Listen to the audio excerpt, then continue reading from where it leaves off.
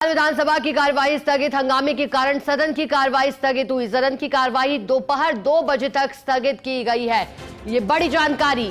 विधानसभा के मानसून सत्र की शुरुआत 1 सितंबर से और आज का दिन हंगामे के रूप में बीता है। स्मार्ट मीटर को लेकर के हंगामा हुआ। ऊर्जा मंत्री हीरालाल नागर को आपने सुना, विधानसभा के बाहर से उन्होंने बताया और जानकारी दी, क्योंकि स्मार्ट मीटर को लेकर के जो बातें कही जा रही थी, वाद विवाद की स्थितियां भी बनती रही। नेता प्रतिपक्ष जगराम जूली को भी सुना, रोहित बोरा को सुना। ऊर्जा मंत्री ने फिर बातों का जवाब भी दिया एक एक कर। लेकिन स्मार्ट मीटर पर शुरू हुआ विवाद, आरोप प्रत्यारोप थमने का नाम नहीं लिए, जिसके बाद बहिर्गमन भी किया गया। पुनः लौटे वॉकआउट के बाद। फिर उसके बाद अब सूचना है कि दोपहर 2 बजे तक के लिए कार्रवाई को स्थगित कर दिया गया है। कांग्रेस पार्टी का इस बार आक्रामक रुख, जैसा कि उम्मीद की जा रही थी, पहले ही दिन से मार्च कर विधानसभा पहुंचे थे कांग्रेसी नेता और आज भी विधानसभा के बाहर मार्च किया गया। उसके बाद स्मार्ट मीटर को लेकर के विरोध जताया गया। स्मार्ट मीटर योजना को वापस लेने की मांग कांग्रेस पार्टी के नेताओं ने की। स्पीकर वासुदेव देवनानी इस दौरान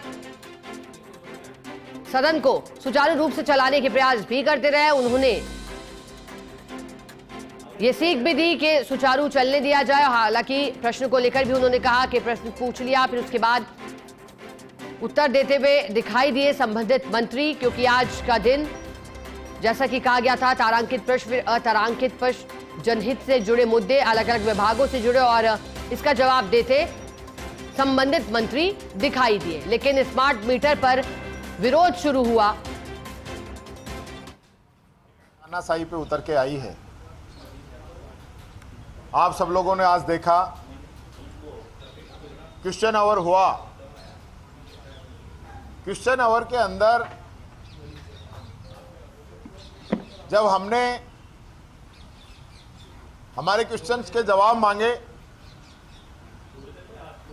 चाहे हमारे माननीय सदस्य डूंगरराम जी गैदर के द्वारा पंजाब से जो नदियों के अंदर केमिकल आ रहा है, कैंसर जैसी घातक बीमारियां हो रही हैं, उस पर क्वेश्चन पूछा गया हो, सरकार ने जवाब नहीं दिया। उसकी सप्लीमेंट्री में जब मैंने पूछा, उसका जवाब नहीं दिया।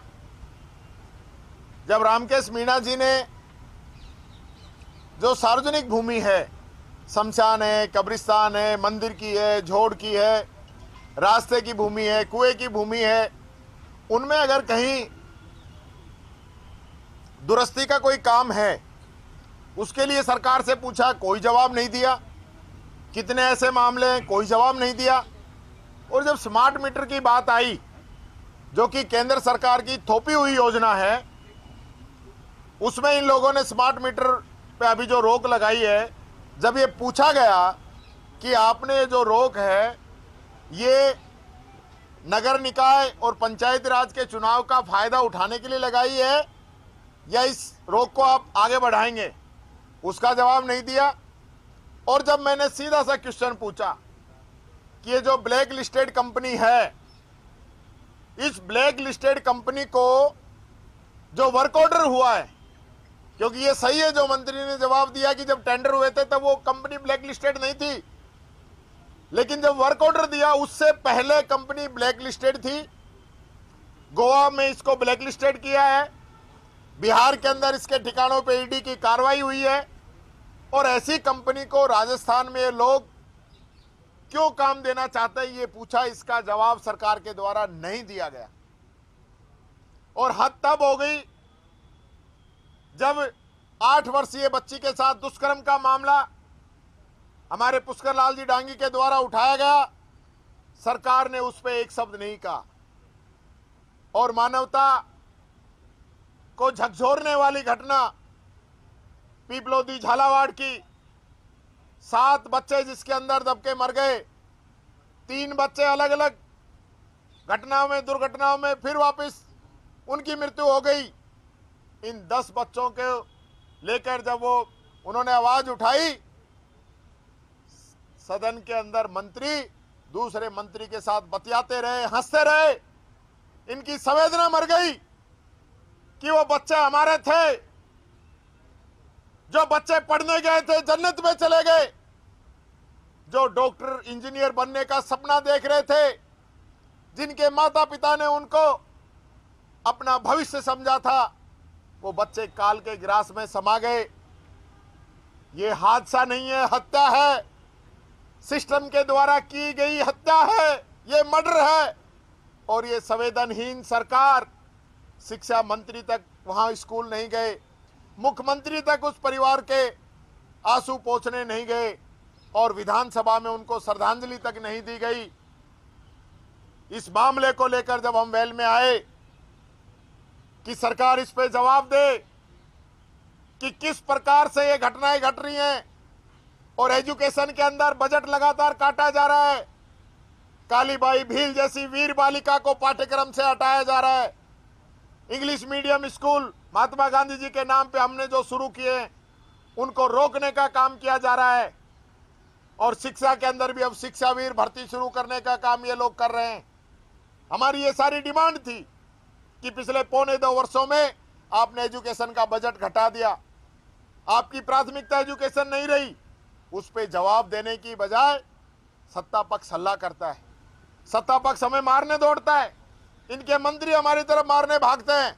ये हालत इन लोगों की है। ये मैंने सुबह भी कहा था कि जिस प्रकार रावण के अंदर घमंड था, अहंकार था, उससे कहीं बड़ा घमंड और अहंकार इन लोगों के हो चुका है। जब हम इनसे क्वेश्चन पूछते हैं तो 1.25 साल में 1 रुपए का विकास ये लोग नहीं बता सकते। बात करते हैं 5 साल से अधिक काम किया, या विधानसभा की जो परंपराएं हैं, जब हमने बात मीटर पे पूर्णतः रोक लगाएगी या ये रोक अभी एक आंशिक रूप से लगी हुई है और चुनाव के बाद फिर स्मार्ट मीटर लगाएंगे। हम सबका ये निर्णय है, हम सब ये डिसीजन ले रहे हैं कि हम स्मार्ट मीटर राजस्थान में लगने नहीं देंगे। राजस्थान की जनता के साथ खड़े हैं।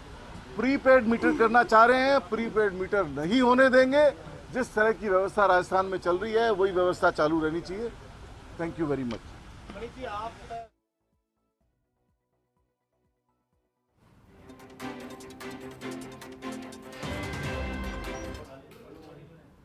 स्मार्ट मीटर का जिस तरीके से निर्णय किया राजस्थान की सरकार ने और एक black listed company genus infrastructure limited को जो उन्होंने टेंडर दिया है, जिसको गोवा सरकार ने ब्लैक लिस्टेड किया है, राजस्थान की जनता को ठगने का काम, लूटने का काम सरकार करना चाहती है।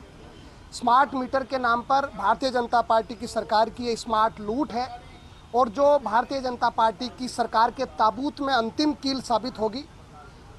ग्रामीण क्षेत्र ले लो, कहीं भी ले लो, इतना जन विरोध स्मार्ट मीटर का है। स्मार्ट मीटर को यहाँ भारतीय जनता पार्टी की सरकार को वापस लेना पड़ेगा। आज जिस प्रकार का प्रश्न स्मार्ट मीटर का सदन में आया, निश्चित रूप से हम वेल में पहुँचे क्योंकि किसान नौजवान उसने चुन कर के हमें भेजा है। मैं किसान का बेटा हूँ और किसान मजदूर नौजवान सामान्य व्यापारी का दर्द समझता हूँ।